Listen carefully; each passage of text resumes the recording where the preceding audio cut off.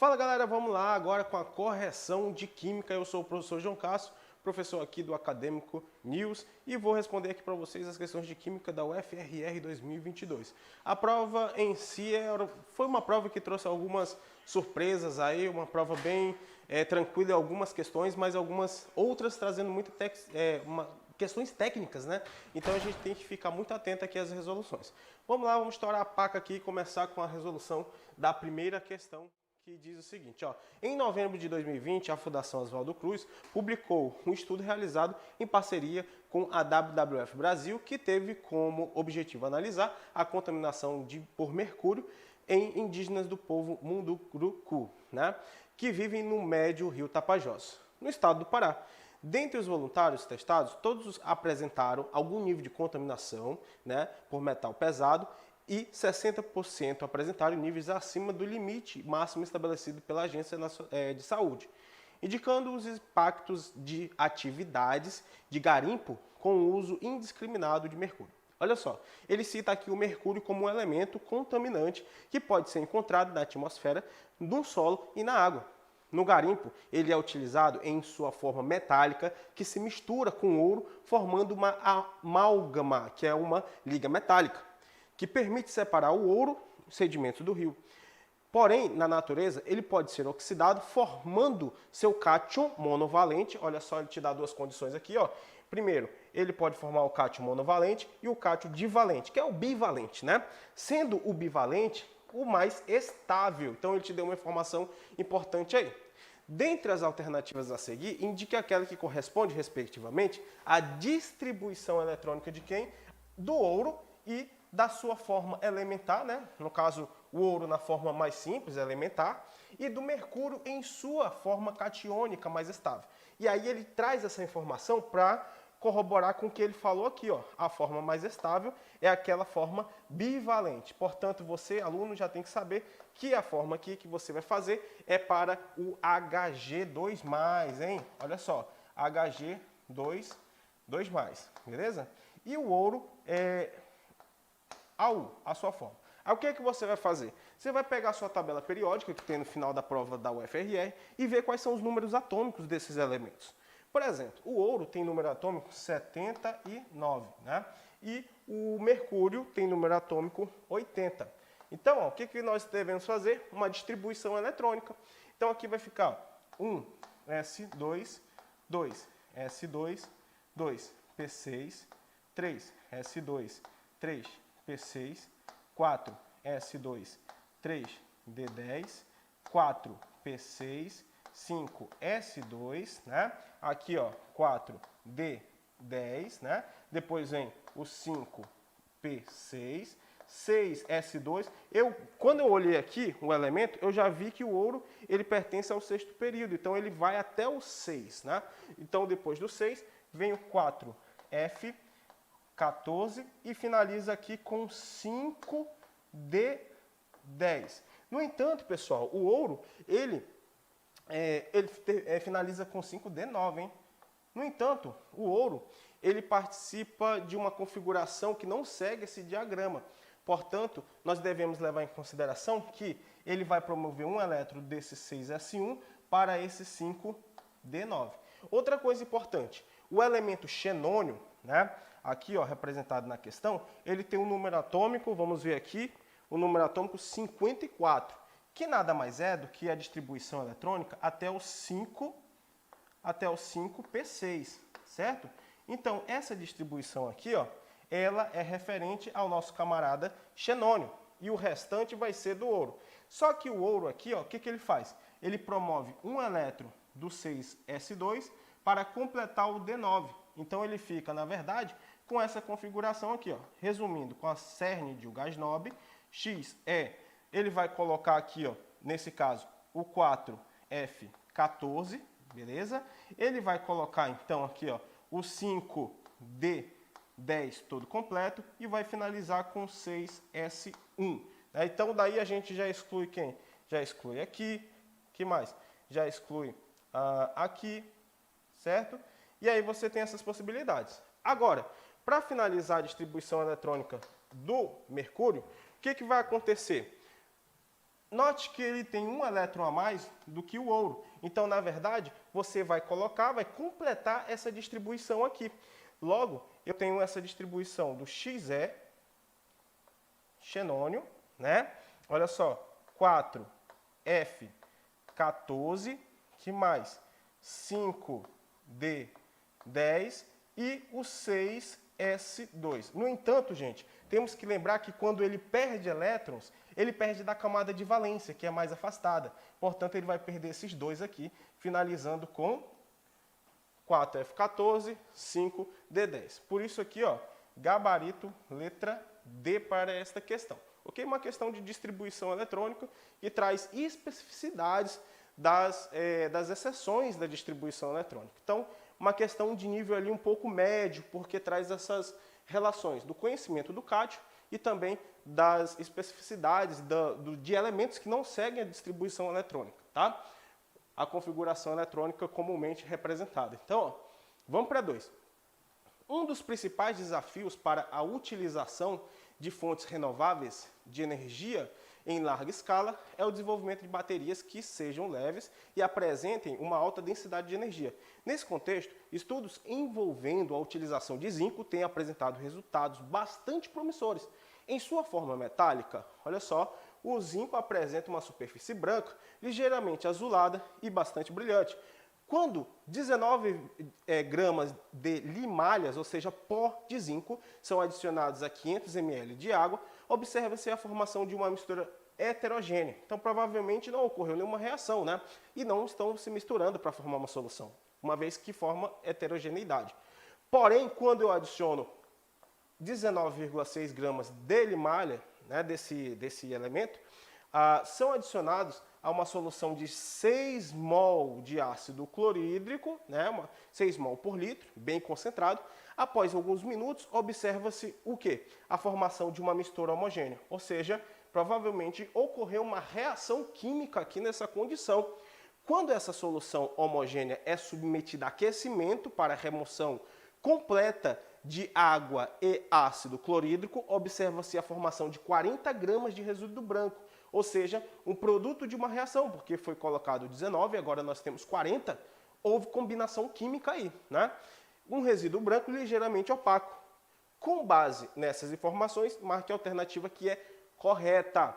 Gente, uma coisa importante que deve ser lembrado, que zinco é um metal, e metais na presença de ácidos reagem para formar o quê? Um determinado sal e liberam hidrogênio, inclusive é uma síntese de hidrogênio, certo? Então, com essa informação, nós já sabemos mais ou menos qual poderá ser a resposta correta. Olha só, o zinco metálico reage com HCl através de uma reação de oxirredução. Isso está correto, porque ele parte de zinco sólido, 0, para um composto, que não é simples.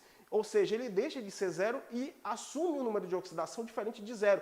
Portanto, nessa condição, é uma reação de oxirredução. E a formação de hidrogênio, que antes estava no HCl, mais 1, significa que ele foi de mais 1 para 0, ou seja, evidenciando uma oxirredução, tá? No entanto, gente, o zinco tem número de oxidação fixo, que é mais 2, logo, ele não poderá formar, de hipótese nenhuma, um sal de fórmula ZnCl, né? Uma vez que ele precisará de 2 cloros. Logo, nós podemos excluir essas opções que dizem que aqui é reação de ácido-base, pois não são reações onde ocorre aqui uma substância que atua como ácido ou uma base. É uma oxirredução. E a opção que provavelmente é a correta é a letra B, porque ele assume que é oxirredução, e aí ele diz que tem uma fórmula ZnCl2, está correto? E o H2. Essa palavra fórmula molecular pode ter incomodado muita gente, mas a fórmula molecular ela nada mais é do que uma representação de uma quantidade de átomos de um determinado elemento na fórmula. Então, para finalizar nossa questão, nós temos o zinco, na presença de 2 mols de HCl, reage numa reação de oxirredução para formar ZnCl2, olha só o balanceamento, e o hidrogênio sendo liberado. O zinco vai de 0 para mais 2, portanto, ele acaba oxidando, e o hidrogênio vai de mais 1 para 0, portanto, ele vai de 1 para 0, reduziu, beleza? Então, por isso, a alternativa B aí para a nossa questão. Show de bola, galera? Vamos para a próxima aqui, vamos estourar a paca que a gente não tem muito tempo. Vamos lá. Para a questão 3 agora. Eu acho que essa questão foi a questão que deu mais problema para a galera do PSS1, né? Porque ela diz o seguinte, ó, o ouro pode ser encontrado na natureza associado a diferentes metais, minerais, como carbonatos, sulfetos, feldspatos. Porém, sua associação mais comum é com o quartzo, um mineral composto basicamente por dióxido de silício. Uma pepita de ouro e quartzo tem uma massa de 93,6 gramas. Olha só, ele está falando que a pepita, que é a mistura do ouro com quartzo, portanto uma mistura, né, tem essa massa de 93,6 gramas. E essa apresenta densidade de 7,8. Considerando a densidade do ouro e a densidade do quartzo, o número de átomos de ouro presente na pepita é quanto? Galera, se a gente for responder aqui por misturas de densidade, vai dar um cálculo muito chato. Eu acho que não era por aí que a banca queria que você fizesse. E sim, analisasse essa relação. Essa questão exige uma análise nas respostas, uma vez que as respostas mostram uma possibilidade de observação mais simples. Veja só, quando olhamos na nossa tabela periódica, o ouro ele tem número atômico 79, visto naquela questão anterior, mas ele tem massa 197 gramas por mol. Ou seja, para cada 1 mol dele, né? Que significa quanto, professor? Quantos átomos? 6 vezes 10 a 23 átomos. Eu tenho uma massa de 197 gramas. Portanto, gente, vamos combinar que a B, em hipótese nenhuma, não podia ser a correta, uma vez que 6 vezes 10 a 23 representa 1 mol e representa uma massa maior do que a massa da nossa querida amostra. Professor, então quer dizer que essa quantidade de 16 vezes 10 a 23 vai dar uma massa acima, maior ainda. Logo, também não pode ser. Professor, essa daqui de 12 vezes 10 a 23 representa 2 mols, né? Pois é o dobro da constante de Avogadro. Logo, vai ser 2 vezes 197 gramas de ouro. Logo, um valor acima da nossa massa da amostra. Não pode ser nunca essa informação. Professor, aqui 8 vezes 10 a 23 vai dar basicamente 1,33 mol, que vai dar uma massa maior do que 93,6. A única possibilidade possível é a E, pois se a gente observar que 6 vezes 10 a 23 átomos representa 1 mol, 2 vezes 10 a 23 representa quantos mols? Né? Então você tem aqui, ó, 2 dividido para 6 mol, que é igual a 0,33333 mol. Professor, então quer dizer que 0,33 mol vai me dar uma massa de quanto? Aí você utiliza essa bela fórmula. Mol é igual a massa sobre massa molar. Se eu quero calcular a nossa querida massa, vamos então isolar, multiplicando o número de mols pela massa molar. Com isso, a massa em questão vai ser 0,33 vezes mol, né? Olha só, vezes a massa molar do nosso átomo, de 1 mol de átomos de ouro, que é 197 gramas por mol. Mol cancela com mol. E aí vamos multiplicar, porque 0,33 vezes 197 dá uma massa de 65 gramas de ouro. Ou seja, a única massa que relaciona a quantidade de átomos de ouro nessas condições está representada pela alternativa E.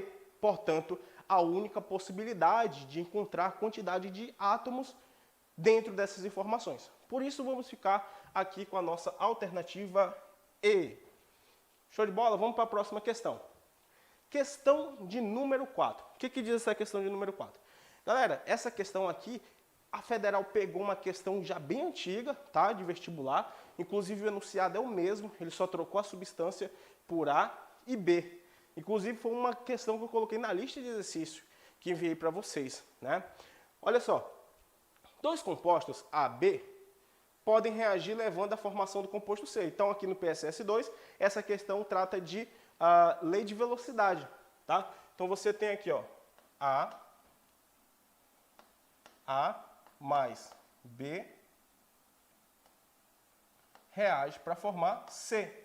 Isso significa, então, que a possibilidade de colocar uma lei de velocidade para essa reação será velocidade é igual a constante de proporcionalidade vezes a concentração de A vezes a concentração de B. Professor, quais são os expoentes? Aí, camarada, os expoentes a gente vai ter que calcular, porque ó, X, né, e Y. Ou seja, eu tenho o expoente X e eu tenho o expoente Y. E eu tenho que determinar agora. Olha só. Quando dobramos a concentração de A, a velocidade da reação aumenta 4 vezes. Ele está assumindo, então, que, nesse caso, a velocidade está sendo afetada apenas pela variância do nosso composto A, da sua substância A. Então, eu entendo que B está constante. Logo, eu posso interpretar isso com valores. Por exemplo, quando eu dobro a concentração de A, eu tenho 2x, né? O que vai acontecer com a nossa velocidade? Aumenta 4 vezes. Então, 4 vezes a velocidade é 4. Eu preciso igualar as bases. Então, 2x é igual a 2 ao quadrado. X é igual a 2. Aqui eu já determinei o quê? A ordem da primeira reação. Porque aqui, ó, nesse caso, o expoente de A é segunda ordem. Beleza? Agora vamos para B. Olha só. Quando dobramos a concentração de A e B no mesmo tempo, a velocidade da reação aumenta 8 vezes. Essa velocidade é resultado do aumento tanto de A quanto de B ao mesmo tempo. Então a gente tem que tomar cuidado, porque ninguém aí é constante, todos estão variando. Nesse caso, o aumento é proporcional, tanto para A quanto para B. Então vamos fazer assim, ó, 2 elevado a x mais y igual a 8 vezes. Então, vou colocar 8. Professor, eu tenho que igualar aqui as bases. Então, vamos fazer isso. Ó. 2x mais y é igual, vamos lá, vamos fazer aqui, a 2 ao cubo. Né? Aqui vai ficar, então, x mais y é igual a 3. Se eu sei que x já determinei ele como 2, então y vai ser igual a 3 menos x e x é igual a 2. Portanto, 3 menos 2 igual a 1. Pimba, matamos a questão aqui. Logo, B, a ordem da reação da velocidade em relação a B é igual a 1. Portanto, podemos finalizar que a lei de velocidade aqui é igual a K, constante de proporcionalidade, concentração de A elevado ao quadrado, vezes a concentração de B elevado a 1. Portanto, de primeira ordem, de segunda ordem em relação a A e de primeira ordem em relação a B. Portanto, a alternativa correta está aqui, que diz que a velocidade da reação é de segunda ordem em relação a A, pois é o expoente de A, e de primeira ordem em relação a B, pois é o expoente de B. Portanto, pessoal, alternativa aqui para 4, alternativa C, hein? Vamos lá, vamos para C. Vamos lá, vamos estourar a placa aqui, vamos continuar, vamos para a questão 5 aí do PSS2, que essa questão não é fácil, essa questão é muito fácil. É uma questão dada aí para ninguém zerar, olha só. Tanto que eu falei para vocês, ó. Calcule a DDP, uma questão de pilha que sempre cai no nosso vestibular, é tendência. Então aqui, ó, considere as equações com os valores de potencial padrão. Ele não diz que esse potencial é de oxidação ou redução, mas aqui, ó, elétron do lado dos reagentes estão sendo ganhos, né? Então está recebendo, significa que ele está reduzindo potenciais de redução. Mesmo se fosse oxidação, a gente ia seguir a mesma regra. Marque a alternativa que corresponde ao valor do potencial dessa pilha. Olha aqui, ó, zinco vem na frente, quem vem na frente é quem oxida e quem vem depois é que reduz. Tá certo, né? Olha só, quem tem maior potencial de redução sofre a redução. E quem tem menor potencial de redução sofre a oxidação. E tá tudo certo. Eu assumo aqui que é uma pilha, beleza? Se eu quero calcular apenas DDP, já estou assumindo que isso funciona. Logo, eu vou excluir C, porque ó, sinais negativos não podem ser por uma pilha que é espontânea, que deverá ser positivo. DDP, ou ΔE, significa o potencial padrão de redução maior menos o potencial padrão de redução menor. Então aqui não tem segredo não, gente. Vamos pegar aqui, ó, mais 0,77 volts menos 0,76 volt, né? Com isso, eu tenho 0,77 volt mais 0,76 volt. E isso vai dar o valor que está representado na alternativa B, mais 1,53 volt é a nossa DDP, alternativa B aí. Questão bem fácil, bem tranquila, né? Só basta você lembrar o básico lá da pilha, o básico do cálculo de eletroquímica. Vamos para a questão 6, que essa aqui é uma questão que deu um pouquinho mais de trabalho para a galera, mas veio como tendência, pois no ano passado caiu uma questão parecida como essa, né? Olha só, no processo de purificação por recristalização, uma amostra é solubilizada em um determinado solvente a quente, né? Logicamente, ó. E conforme é quente, ó, dá para ver que aqui, ó, é uma dissolução endotérmica, né? Quanto mais energia, mais solúvel ele é. Aí significa o quê? Em seguida, o composto puro ele é separado por uma filtração, né? Ele foi filtrado aí. No entanto, perdas, né, devido à solubilidade são comuns. Então ele assume aqui que pode ocorrer alguma perda, né, de um processo, pois é comum. A seguir é apresentado no gráfico a solubilidade do ácido benzoico em água. No intuito de purificar esse composto, um químico adicionou, olha só, 20 gramas de ácido a 500 ml de água e aqueceu a mistura até 100 graus Celsius. Está aqui, ó, a 100 graus Celsius você consegue dissolver até 56 gramas a cada litro de água. Ou seja, a 500 ml você consegue dissolver um pouco acima aí da metade, né, que vai ser maior do que 20. Isso significa o quê? Ó? Que ocorreu uma solubilização completa. Então nem vou calcular aqui para ver se dissolveu tudo ou não, porque a questão já assume que tudo dissolveu. Então não vou me preocupar com isso. Em seguida, a solução foi transferida para uma proveta, onde verificou-se a perda de 13 ml. Essa informação aqui é importantíssima, porque você agora não tem mais 500 ml, né? Antes você tinha 500 ml, agora você perdeu 13 ml. Portanto, aqui vai ser, ó, 500 menos 13, ou 487 ml. Agora você tem uma solução de volume 487 ml. Vai anotando aí, ó. A solução foi então resfriada lentamente até 20 graus Celsius. Opa, foi resfriada até 20, mudou o coeficiente de solubilidade. Olha só, bastante, hein? Com base nessas informações, calcule a quantidade máxima, olha só, de ácido benzoico puro que pode ser obtida após a filtração. Então, a solubilidade ela é afetada, ela diminui. Ele quer saber aqui a quantidade máxima de ácido benzoico puro que pode ser obtido após a filtração. Então eu assumo que essa massa que ele quer saber é a massa daquilo que não é dissolvido. Portanto, deverá ser aquele que é precipitado, né? Então vamos calcular isso aí. Olha só, para isso nós precisaremos analisar aqui a nossa tabela, né? O nosso gráfico aqui. O nosso gráfico falou que eu estou resfriando até esse ponto de 20 graus Celsius. Logo, eu tenho que saber qual é a solubilidade. E a solubilidade está expressa aqui, ó, 2,9 gramas para cada litro de água, pois isso é coeficiente de solubilidade, tá? Com isso, vamos entender então o seguinte: em 487 ml, que é a condição real, eu vou ter quanto dissolvido? Então, vou colocar assim, ó, 2,9 gramas é dissolvido, é a quantidade máxima dissolvida em 1 litro, que são 1000 ml.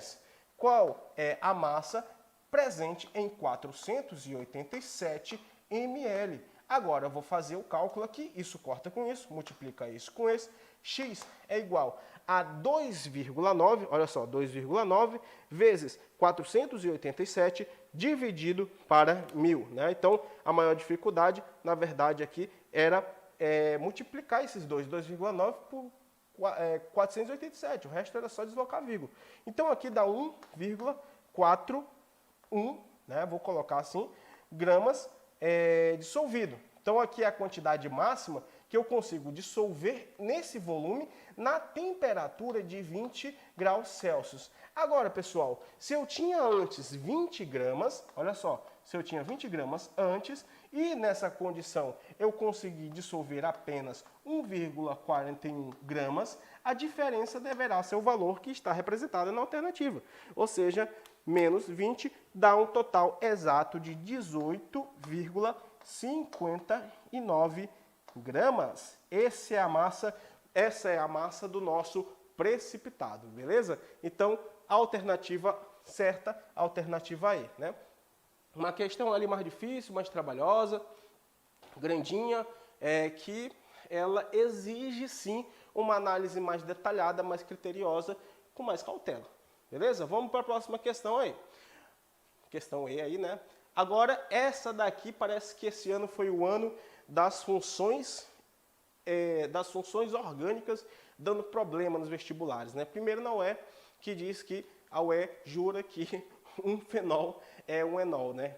E agora aqui na Federal, a Federal trouxe aqui, ó, esse nitrogênio com essa hidroxila que colocou uma pulga atrás da orelha de muita galera aí que com certeza achou que isso era uma amina, que na verdade não é, né? Então vamos lá. Em novembro de 2021 foi aprovado no Reino Unido o Molnupiravir, eita nome, o primeiro fármaco administrado por via oral para o tratamento da Covid-19.